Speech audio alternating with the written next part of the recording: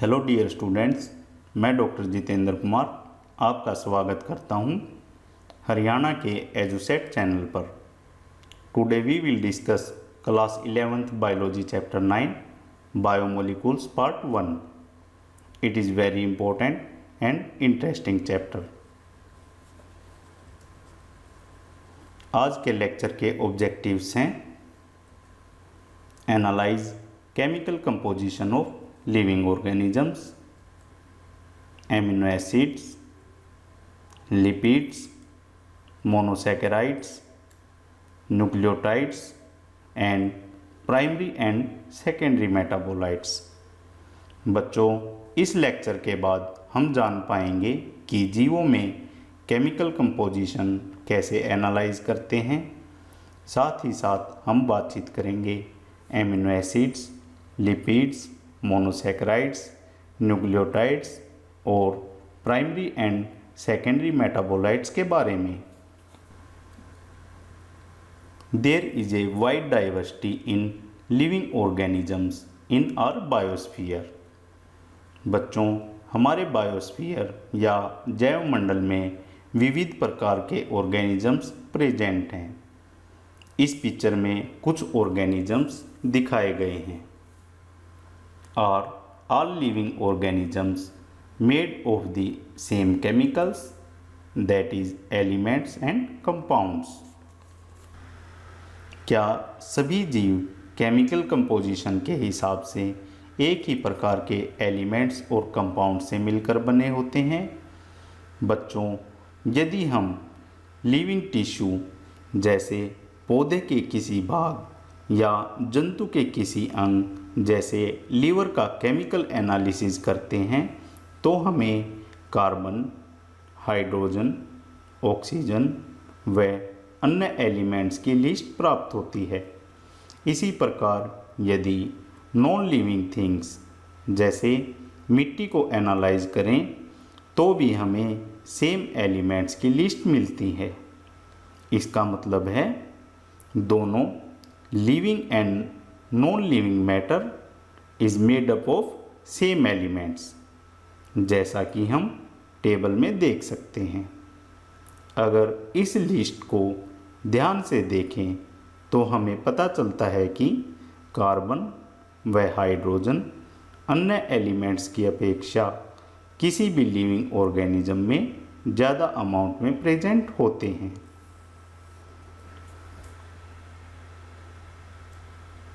Analyse chemical composition of living organisms. आइए अब जानते हैं कि किसी लिविंग ऑर्गेनिज्म या जीव में रासायनिक संगठन का विश्लेषण कैसे करते हैं। For this we have to perform an experiment. Take any living tissue, a vegetable और ए पीस ऑफ लीवर। हम किसी लिविंग टिश्यू या जीव ऊतक जैसे कोई वेजिटेबल या लीवर का टुकड़ा लेते हैं। In the second step, grind it in trichloroacetic acid using A mortar and A पेसल। Means living tissue को हम मोर्टार व पेसल की सहायता से ट्राइक्लोरोएसिटिक एसिड के साथ पीसते हैं। इससे हमें स्लरी या गाढ़ा कर्दम या पेस्ट प्राप्त होता है। In the next step, strain this through a चीज क्लॉथ और कॉटन। मीन्स इस स्लरी को चीज क्लॉथ या कॉटन की मदद से छान लेते हैं। इससे हमें 2 फ्रैक्शंस मिलते हैं। एक फ्रैक्शन जो ट्राइक्लोरोएसिटिक एसिड में डिज़ोल्व हो जाता है, जिसे हम फिल्ट्रेट और एसिड सोल्यूबल पूल कहते हैं, और दूसरा फ्रैक्शन या अंश जो ट्राइक्लोरोएसिटिक एसिड में डिज़ोल्व नहीं होता, इसे हम रिटेंटेट या एसिड इनसोल्यूबल फ्रैक्शन कहते हैं।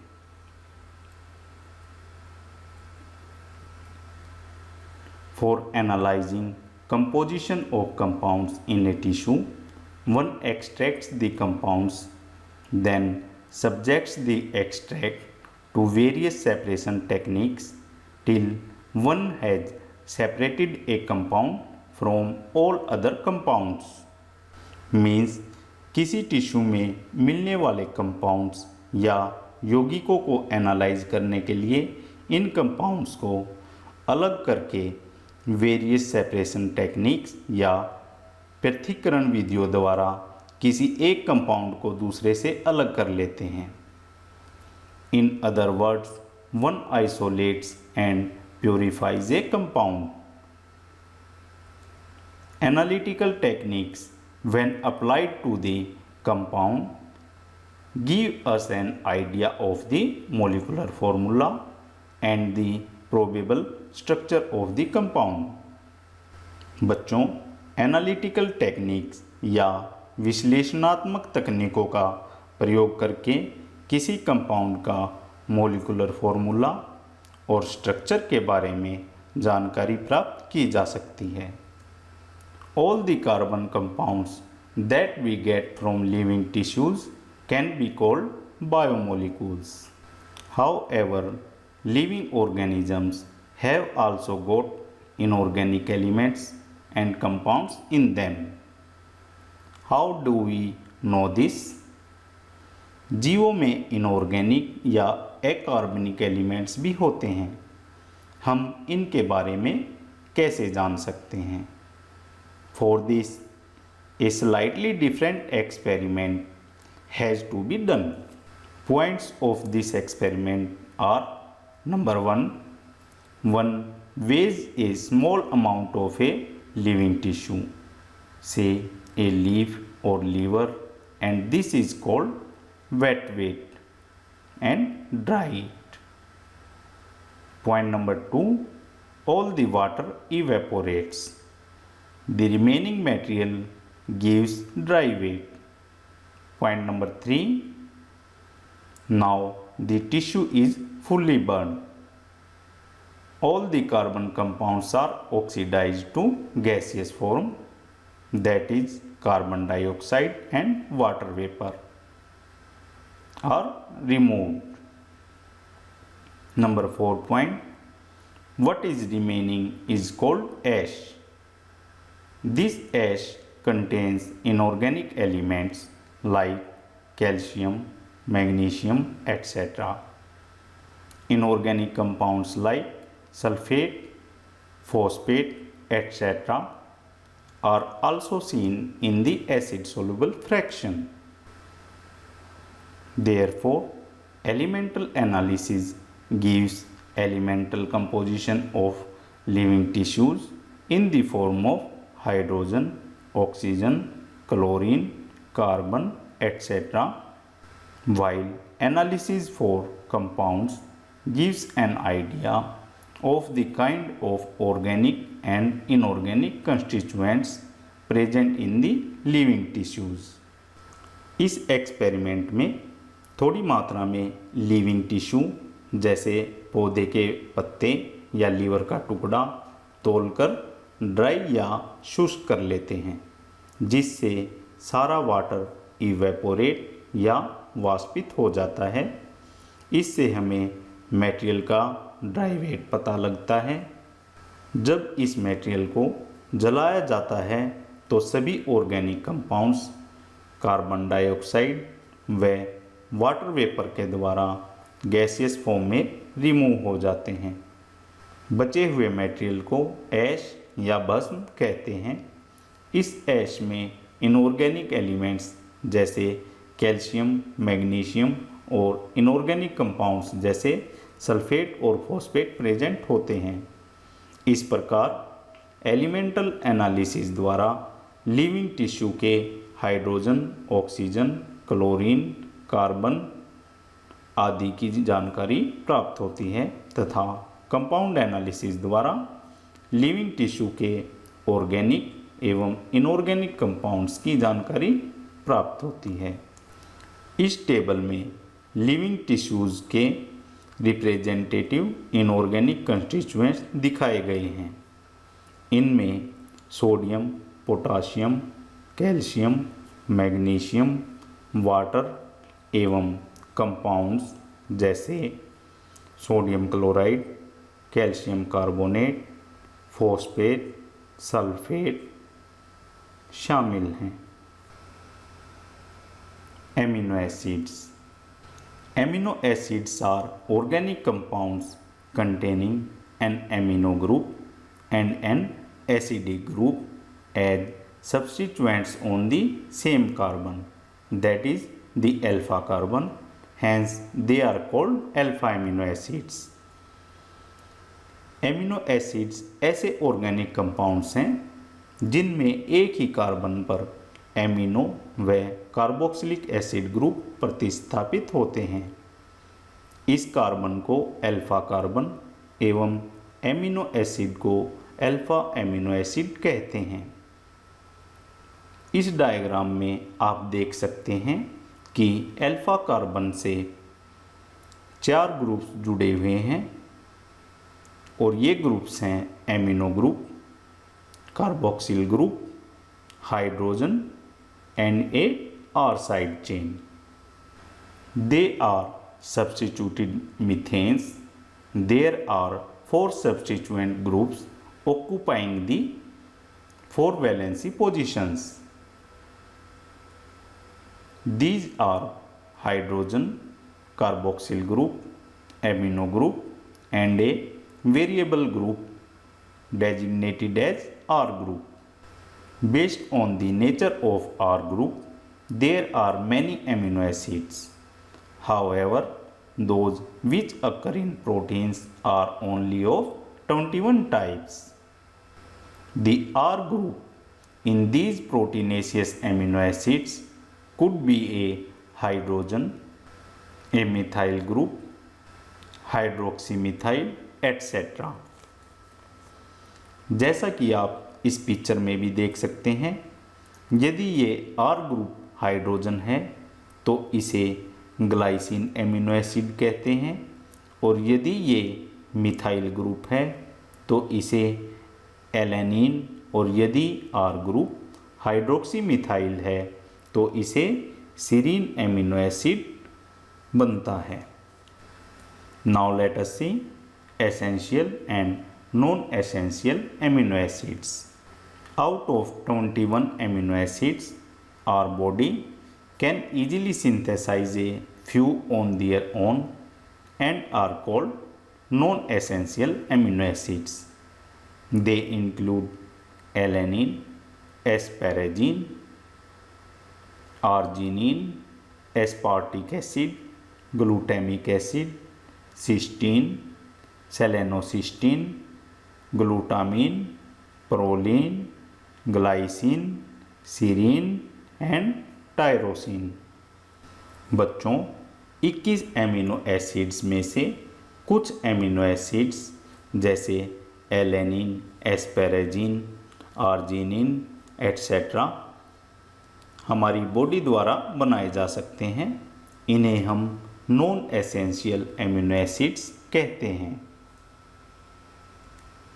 Apart from these there are other 9 amino acids which are very much essential as they cannot be synthesized by our body. They are called as essential amino acids and they include isoleucine, histidine, lysine, leucine, phenylalanine, tryptophan, methionine, threonine and valine। बच्चों इनमें से 9 amino acids हमारी body द्वारा नहीं बनाए जा सकते हैं। इन्हें एसेंशियल एमिनो एसिड्स कहा जाता है। ये एमिनो एसिड्स हमारे फूड में प्रेजेंट होने चाहिए।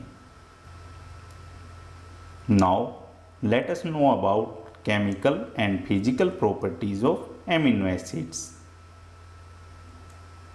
The chemical and physical properties of amino acids are essentially of the amino, carboxyl and the R functional groups.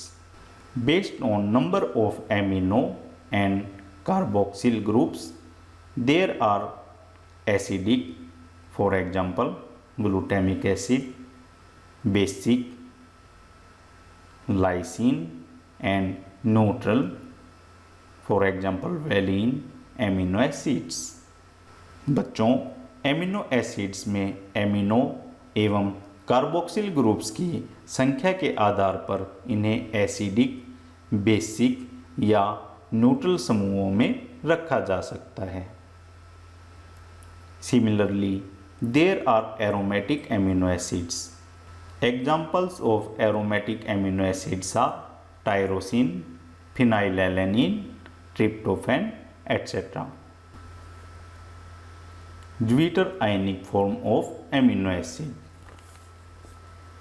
A Zwitter ion is a molecule that has at least two functional groups, one having a positive charge and the other having a negative charge, with an overall charge of 0। Zwitter ion एक ऐसा molecule होता है जिसमें दो type के functional groups होते हैं, एक पॉजिटिव और दूसरा नेगेटिव, और इस मॉलिक्यूल पर ओवरऑल चार्ज 0 होता है। The name comes from the German word zwitter meaning hybrid. Zwitter ions can form from other molecules called ampholytes और amphoteric compounds and can act as both an acid and a base. A particular property of amino acids is the ionizable nature of NH2 and COOH groups. Hence, in solutions of different pH, the structure of amino acids changes। इस picture में आप देख सकते हैं कि 3 molecules equilibrium में present हैं, जिसमें B मॉलिक्यूल में पॉजिटिव तथा नेगेटिव दोनों चार्ज प्रेजेंट हैं। ये एक ज्वीटर आयन है। Now let's discuss about lipids. Lipids are generally water insoluble।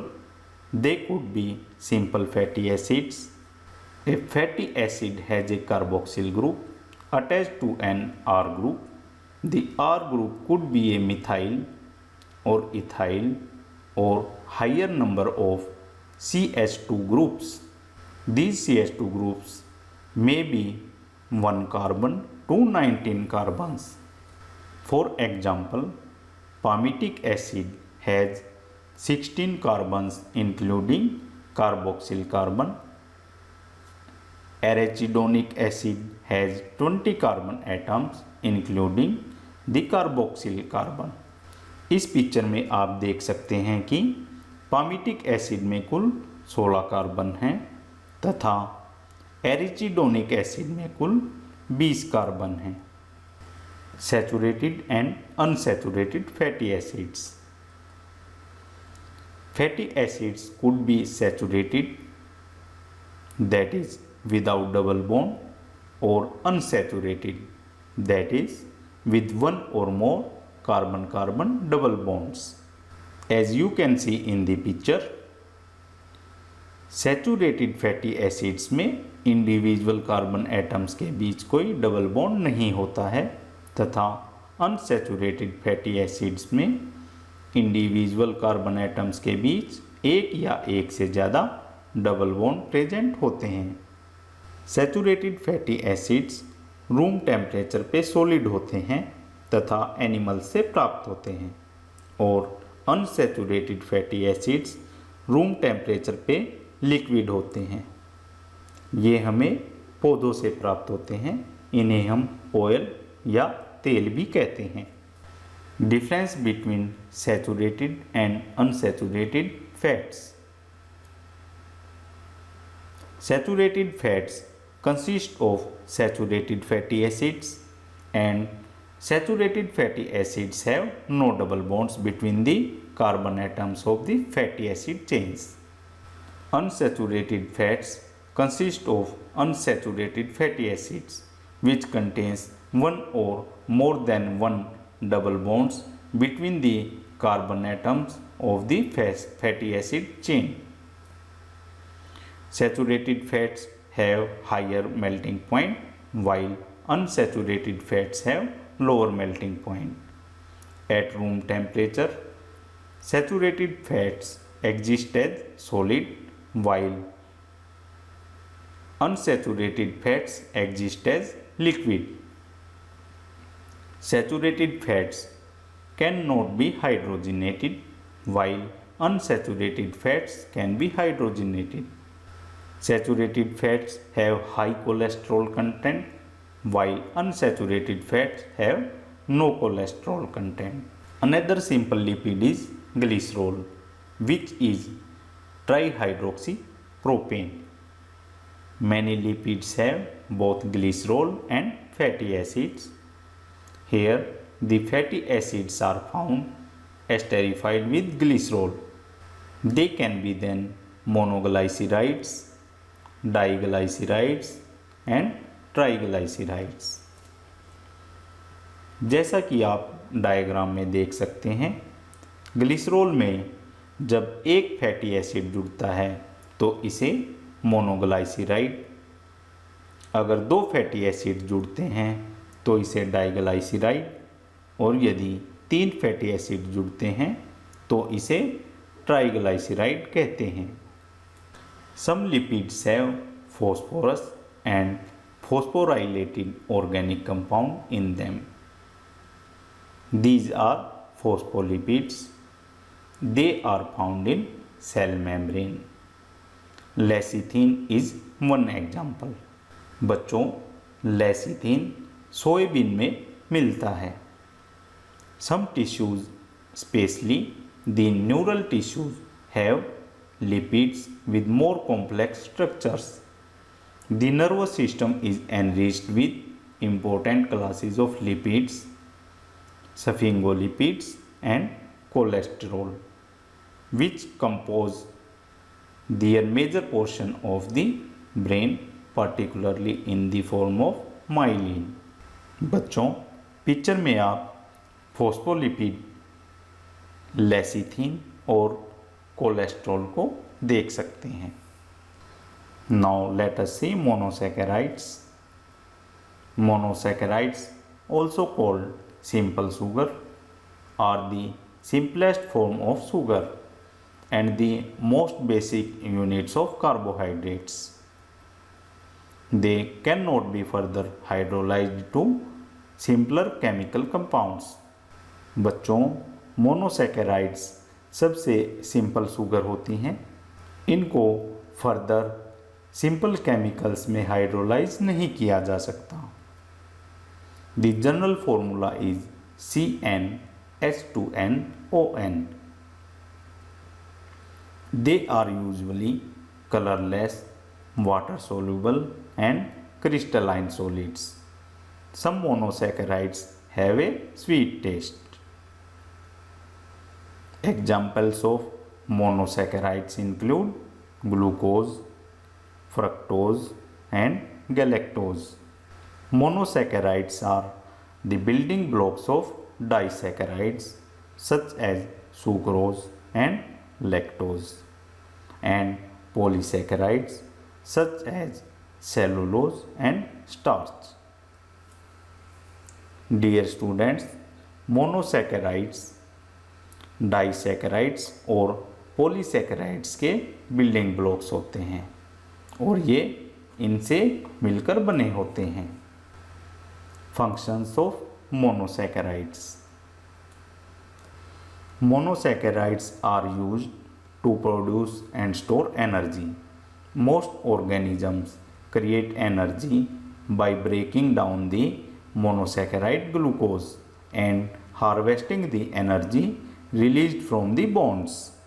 बच्चों, ग्लूकोज सबसे सिंपल मोनोसैकेराइड है तथा यह एनर्जी का अच्छा सोर्स है। Other monosaccharides are used to form long fibres which can be used as a form of cellular structure. Plants create cellulose to serve this function, while some bacteria can produce a similar cell wall from slightly different polysaccharides. पौधों में cell wall cellulose की बनी हुई होती है तथा bacteria में अलग प्रकार के पॉलीसैकेराइड होते हैं। Even animal cells surround themselves with a complex matrix of polysaccharides, all made from smaller monosaccharides. Animal cells के चारों ओर एक कॉम्प्लेक्स मैट्रिक्स प्रेजेंट होता है जो पॉलीसैकेराइड का बना होता है और ये पॉलीसैकेराइड मोनोसैकेराइड से बने होते हैं। अब जानते हैं न्यूक्लियोटाइड्स के बारे में। A nucleotide consist of a sugar molecule either ribose in RNA or deoxyribose in DNA attached to a phosphate group and a nitrogen containing base. एक न्यूक्लियोटाइड के 3 कंपोनेंट्स होते हैं जिसमें एक सुगर मॉलिक्यूल होता है। ये सुगर आरएनए में राइबोज तथा डीएनए में डीऑक्सीराइबोज की फॉर्म में प्रेजेंट होती है। सुगर के अलावा न्यूक्लियोटाइड में एक फॉस्फेट ग्रुप तथा एक नाइट्रोजन कंटेनिंग बेस होता है। A nucleotide is the basic building block of nucleic acids. RNA and DNA are polymers made of long chains of nucleotides. The bases used in DNA are adenine, cytosine, guanine and thymine. In RNA, the base uracil takes the place of thymine. RNA में uracil present होता है और thymine present नहीं होता।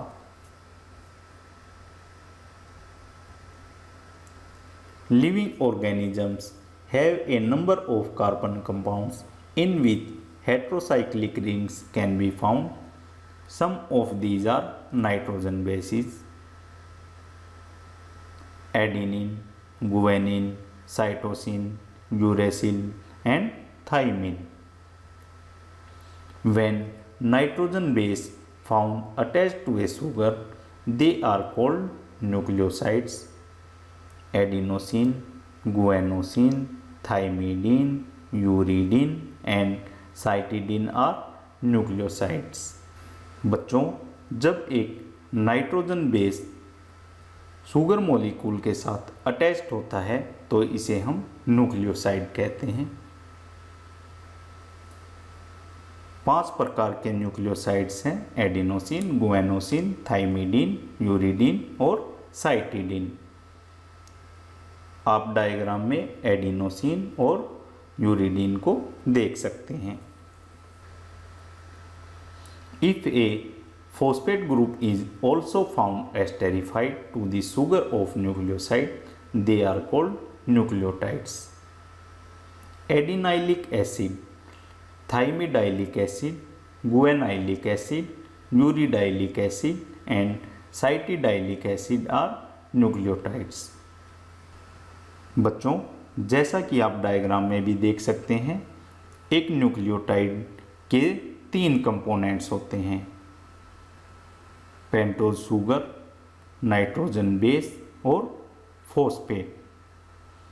अगर इन 3 components में से एक कंपोनेंट फॉस्फेट को हटा दिया जाए तो ये न्यूक्लियोसाइड कहलाता है और अगर न्यूक्लियोसाइड पे फॉस्फेट ग्रुप अटैच हो जाए तो ये न्यूक्लियोटाइड कहलाता है। Primary and secondary metabolites.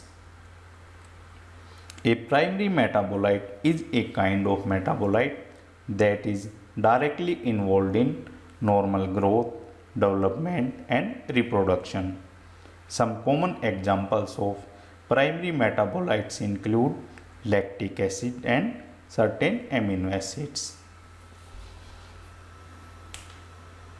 Dear students, primary metabolites ऐसे मॉलिक्यूल्स होते हैं जो directly normal growth and development में इन्वॉल्व होते हैं। इनके एग्जाम्पल हैं जैसे amino acids, lactic acid, glucose. ये सभी प्राइमरी मेटाबोलाइट्स होते हैं। A secondary metabolite is not directly involved in those processes but usually has an important ecological function, that is a relational function. A secondary metabolite is typically present in a taxonomically restricted set of organisms or cells. For example, in plants, fungi, bacteria, etc. Many of them are useful to human welfare. For example, rubber, drugs, spices, scents and pigments. In table, some secondary metabolites are shown. These may be pigments like carotenoids, anthocyanins, etc. or alkaloids, terpenoids, essential oils, toxins, lectins, drugs or polymeric substances. These substances are very useful to human welfare and plays an important role in plants, fungi and bacteria. उम्मीद है बच्चों आपको biomolecules का part 1 समझ में आया होगा और इंटरेस्टिंग भी लगा होगा। Thank you.